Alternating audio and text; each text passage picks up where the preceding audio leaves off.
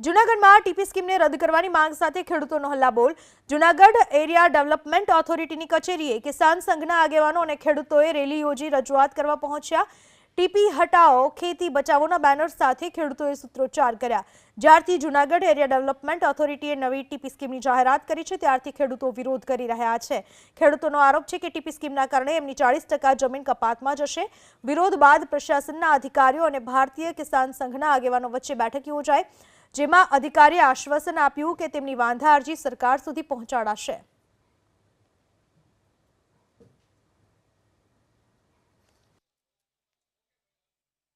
અમારી જે કઈ રજૂઆત છે ભારતીય કિસાન સંઘની ખેડૂતોની જે વાંધા અરજીઓ છે એને તમામને ડેટા એન્ટ્રી કરી સબમિટ કરી અને રાજ્યના મુખ્યમંત્રી કાર્યાલયને મોકલવાની જે વાત હતી એ વાતને આજે જિલ્લાના મુખ્ય અધિકારીએ સ્વીકારી છે અને આ જે કંઈ ટીપી સ્કીમ છે એ કલમ 66 મુજબ વધુમાં વધુ ખેડૂતો જો એનો વિરોધ કરે તો રદ થાય એ માંગ સાથે અમારી આજે રજૂઆતનો સ્વીકાર મુખ્ય કારોબારી અધિકારીએ કર્યો છે।